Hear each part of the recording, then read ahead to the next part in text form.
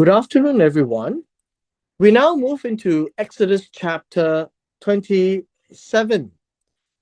Last week, when we were looking at chapter 26, it's the beginnings of the construction of the tabernacle. As we enter into chapter 27 and then into chapter 28, these are all with regards to the things that are around the tabernacle and the facilities and the surroundings.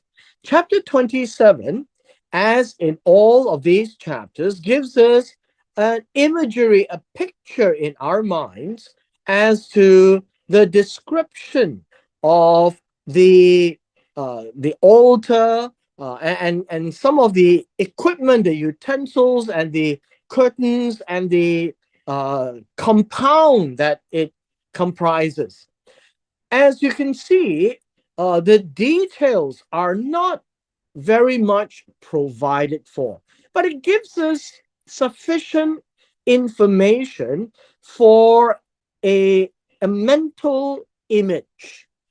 The reason that we are given a mental image, at least enough for us to at least imagine the concepts of, say, the tabernacle, how it is structured, and now the altar and the utensils, the court, and so on and so forth, is really to give the reader, that is ourselves today, a good mental image, but not enough to actually build it. It gives us an appreciation, but it doesn't give us the final details of a blueprint, which comes to our point that in order to really do this, Moses would have said a whole lot more things that is not recorded, which is what is called the oral tradition. Now, all those are information which pertains to the people at that time to actually construct whatever needs to be built. And so what we have is an a mental image enough for us to imagine. So it begins with verse 1. It says, "And you shall make an altar of acacia wood." An altar is, in the Hebrew, it's a mitzbeach. Uh, uh, Mitzbeach. Let's see, we could spell it this way. A mitzbeach. And acacia wood is actually called shittim. Shittim. And these are hardwood that's easily found in the wilderness. And this altar is for them to use on a daily basis. And it is not small. Now, the measurements that we have is that's given to us is 5 cubits long, 5 cubits wide, and the Mizbeach shall be a square.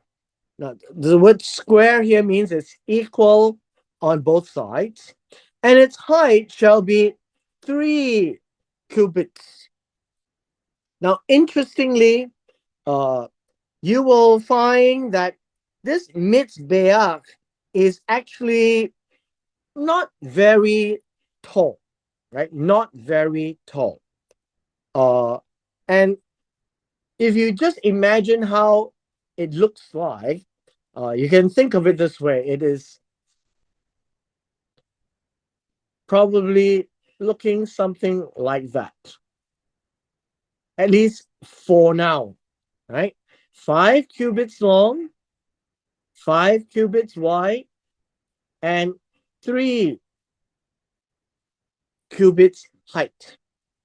This is supposed to be a copper mitzbeach.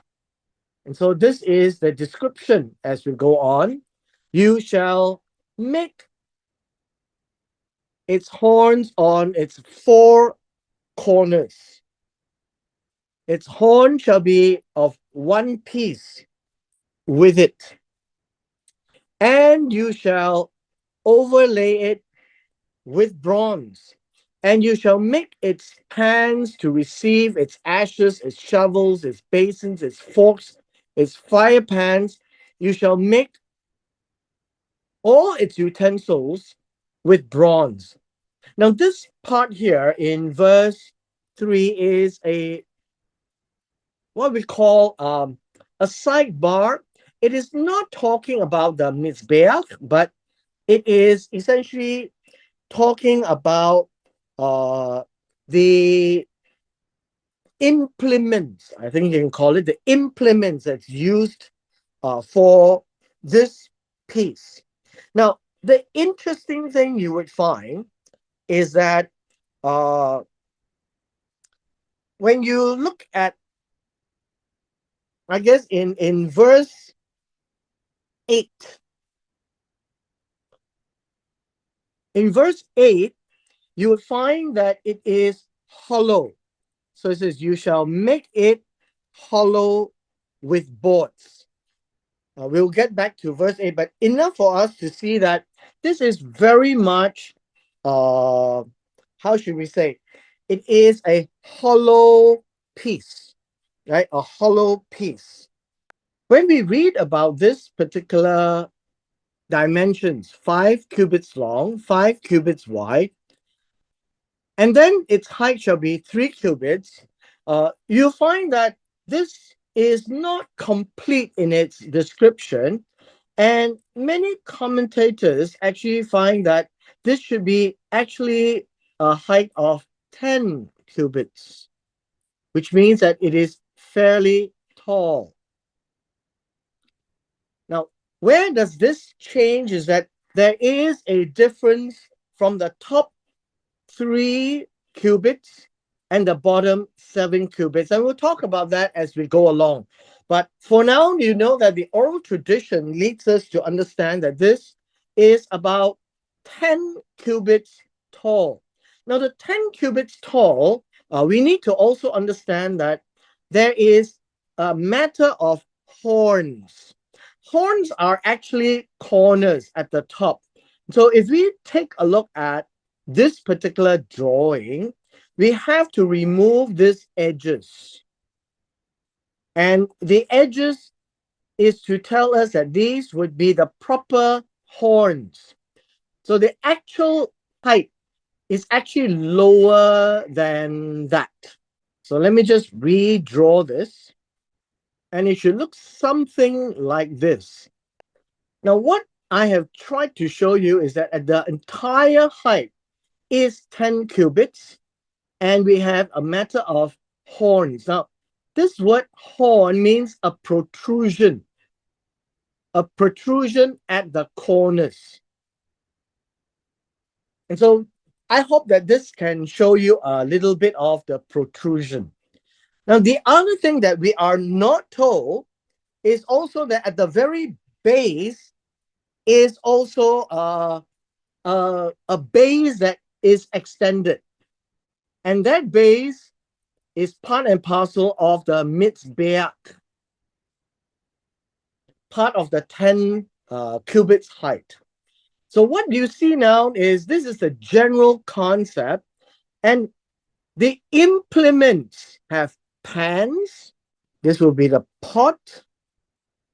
The second word here is the shovels. This would be the shovel. The shovel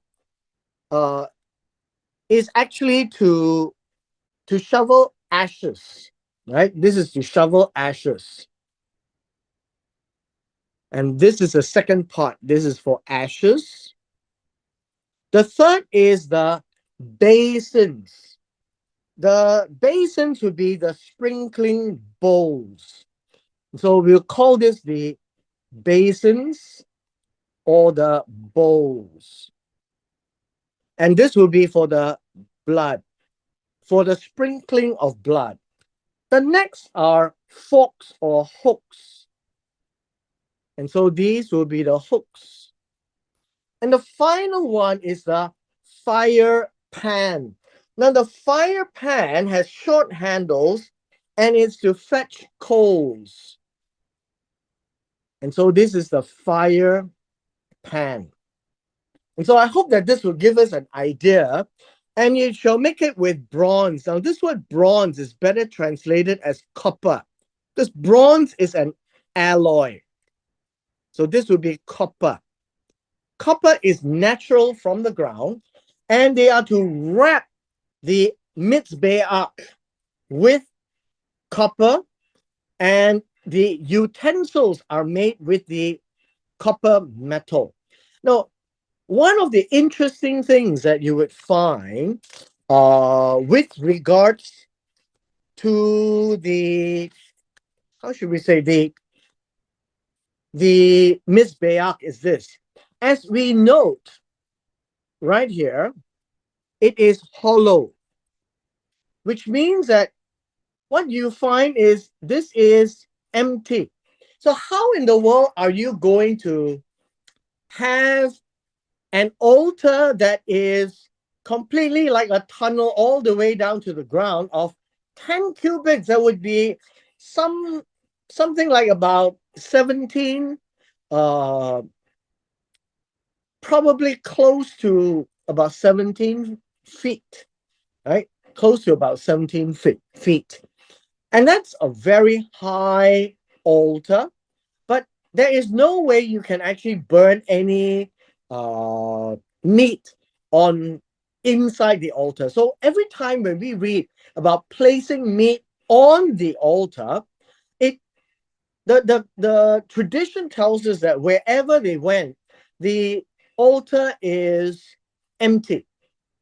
And one tradition tells us that wherever they stop, they would fill it up with dirt all the way up to the top, so that the meat would be burnt on the top of the altar, the mizbeach, rather than the inside. But because it's hollow, transporting it would not be a problem. That would be the way to look at it. Next, it says here, you shall make a grate for it. Now, verse 4, the word grate, it's a mikbar. Now, the mikbar is grating. And because we're only reading the text, there are different opinions of the grating. Some things of a grating as a netting. And so we talk about the grating as a netting, and the netting is made of copper as well. And a network of bronze. And that is what it means by a grating and a network of bronze. That's copper. And on the network, you should make 4 bronze rings at its 4 corners. So we're talking about bronze rings, or what we call copper rings. Something here. And so we have these rings.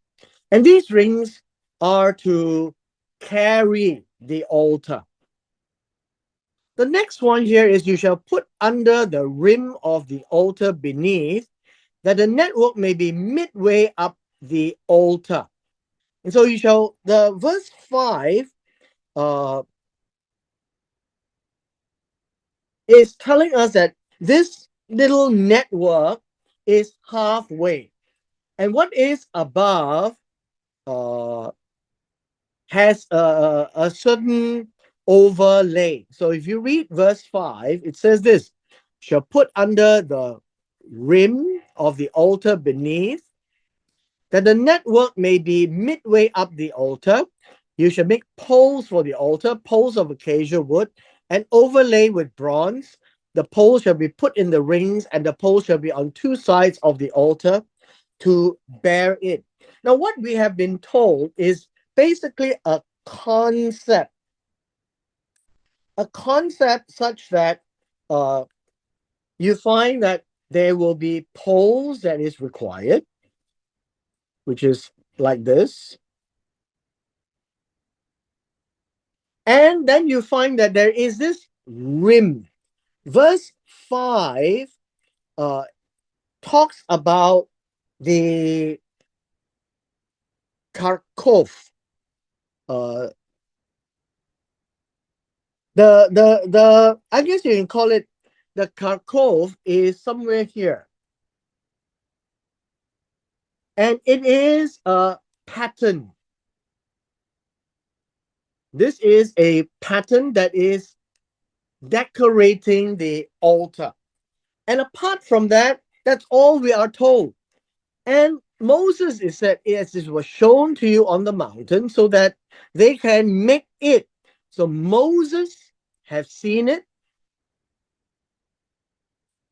and they, the workmen, shall make it. And so Moses is to tell the workmen. But if you read verses 1 to 8, there is no way for the workers to do anything in detail. And so Moses must have told a lot more, and this is what we call the traditions. So I just want to point out to us that as we read the Bible, without the oral traditions that comes down from the Jewish people, there is no way for us to be very detailed about such things. Now, they care because it's their tradition. It's what they are supposed to do. For us, when we read this as non-Jews, we appreciate the fact that God has very detailed architecture and design to build what he wants for himself. God's house, God's rules, and basically telling all the details as to how it has to be done. And so here is the altar.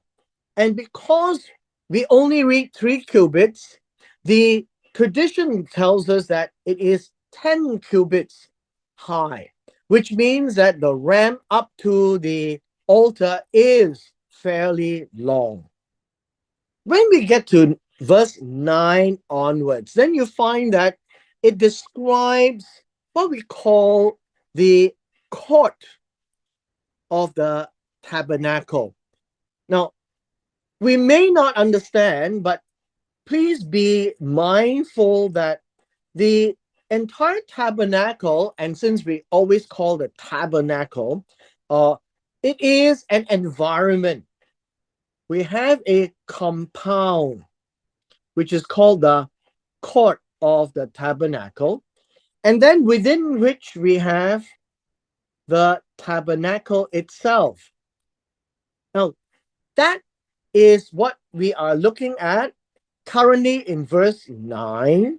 We are of particular interest in the external parts of this.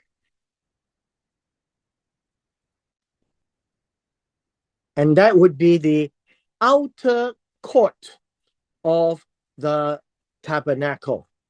And so for the south side shall be hangings for the court made of fine woven linen, 100 cubits long for one side. South side is always the left side in most all our pictures. This is the south, this is the north, this is the west, and this is the east. And its 20 pillars and 20 sockets shall be bronze. Now understand this. 20 pillars. There will be 20 pillars that is across a 100 cubits length. And this is 100 cubits. If it's 100 cubits, then we have a pillar. And the pillar has sockets. And the sockets is at the bottom. So underneath this, you have to understand that there is a lot of traditions that we have to follow through. So follow with me. There will be 20 in one row. And how high would that be? So we'll take a look at this.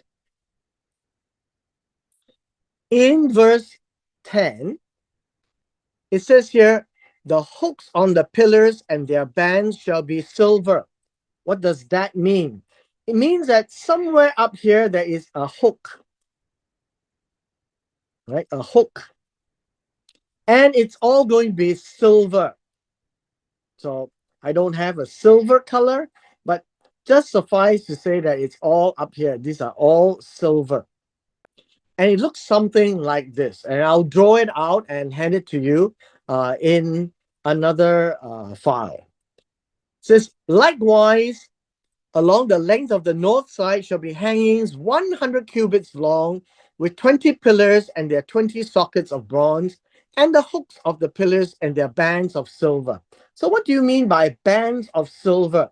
It means that there will be what we call markings, things that you tie around the pillar, and it gives the pillar some form of a pattern. And that would be a good way of expressing it. So we have a pillar, and there will be 20 in one row, right? 20 of them in one row, both the north and the south. And then along the width of the court of the west side shall be hangings of 50 cubits. And so here now we can confirm that there is 50 cubits. And so here 50 cubits. That would be half of the north and south. With their 10 pillars. Now what does that mean with their 10 pillars would be this. Between pillars would be 5 cubits. So we can now tell that if this is the case, then between pillars would be 5 cubits. And this would be how we can tell the distance. The width of the court on the east shall be 50 cubits, which tells us that both the north and the south is 100. Both the east and the west is 50. So it's a rectangular court. The hangings on one side of the gate shall be 15 cubits with their 3 pillars and their 3 sockets. And the other side shall be hangings of 15 cubits, their 3 pillars and their 3 sockets. Now, what we are told right now is about the front. In the front, we should think of it this way. There is supposed to be 50 cubits. And then we say there are 15 on each side, which means that there is 1,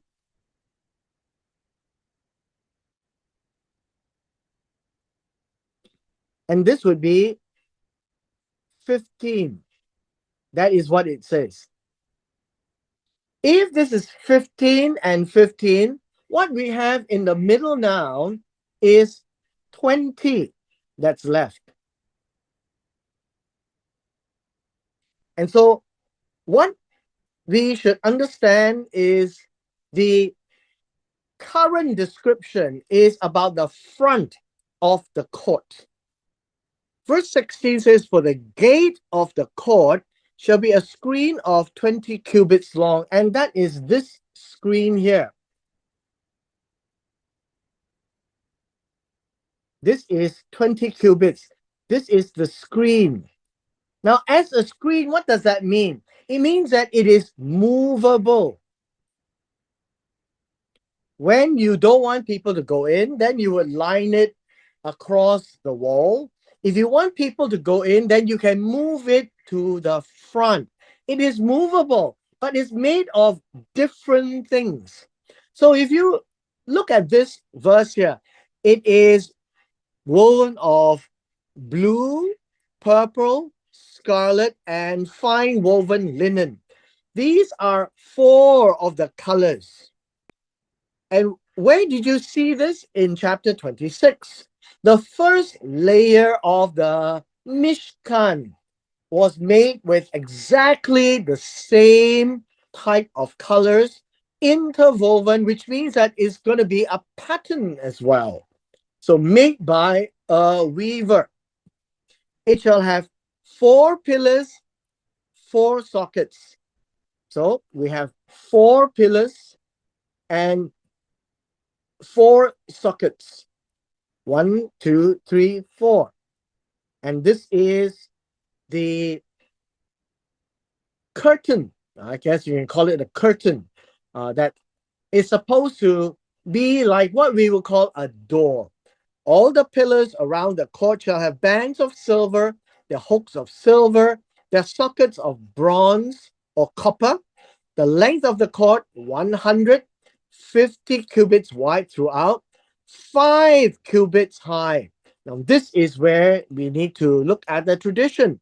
It says 5 cubits high.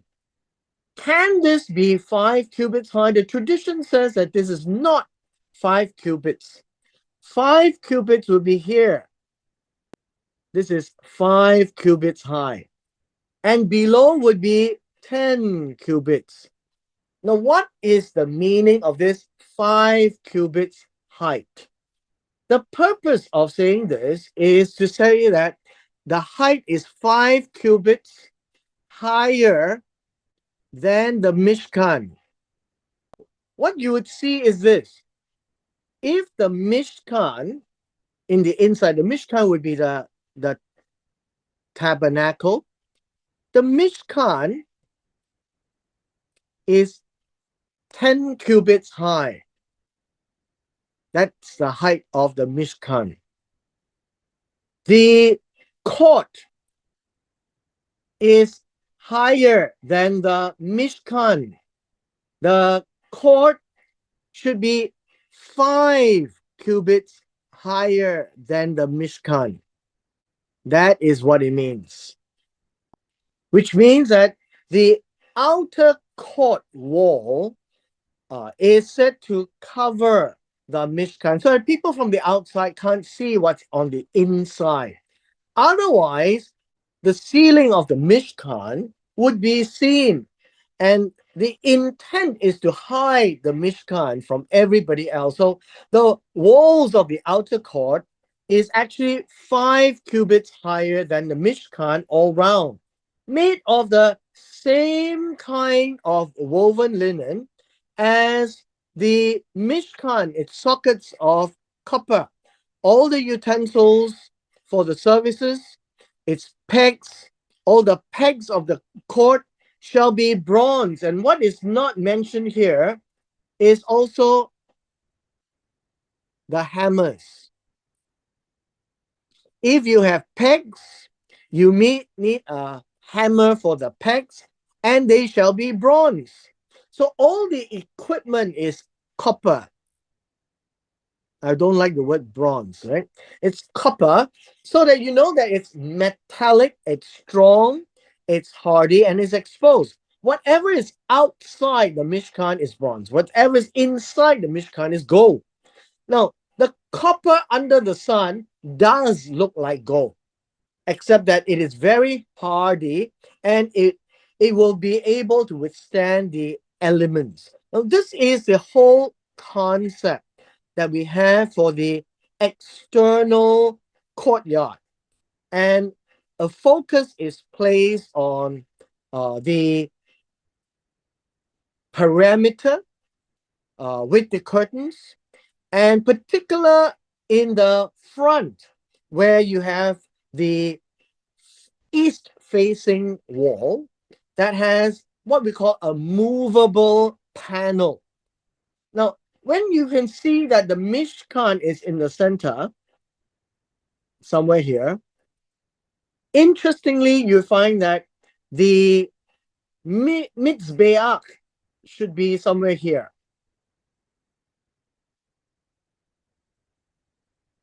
And there would be a ram that would be running across.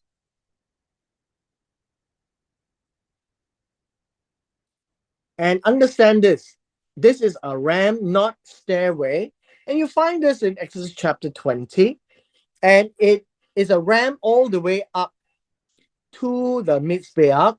And so that they can actually have an altar that is of a much higher elevation. That will be 10 cubits, which would actually be the height of the Mishkan. So from the top of the Mishkan, the smoke will go upwards, and it's not from the lower base. And around the Mishkan, as I mentioned, the curtain would be 5 cubits higher.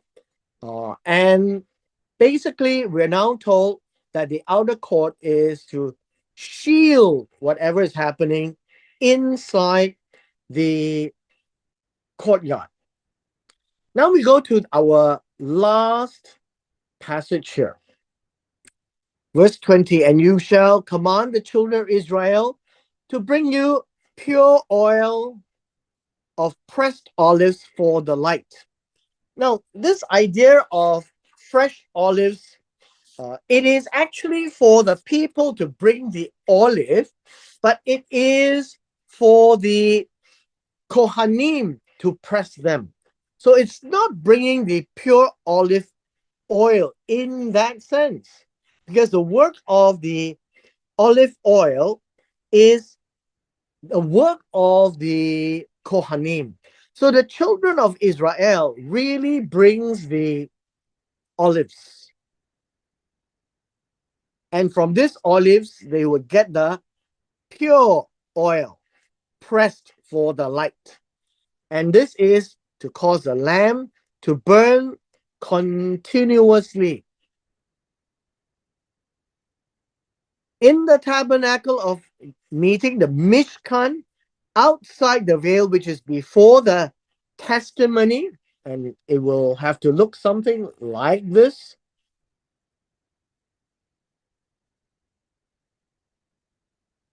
This is the Ark of the Covenant. And somewhere out there, we would have the menorah.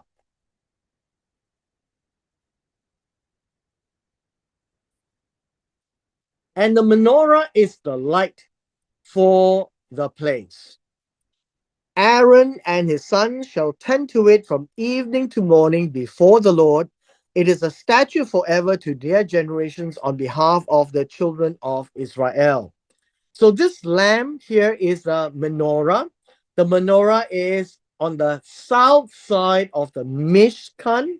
The north side of the Mishkan would be the table of showbread, which is here.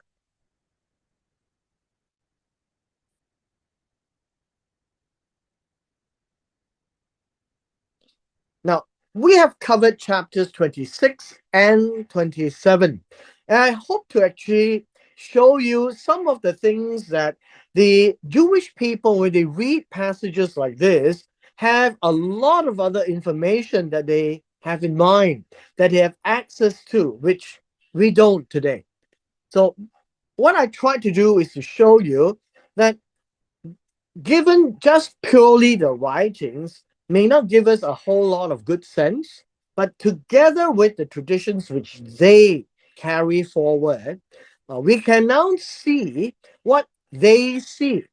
We can see what they do and how the Jews understand the Israelites of old at the wilderness will be doing something like that. And there are quite a number of people who had spent their entire lifetime studying passages like this, together with the enlightenment from a lot of other traditions.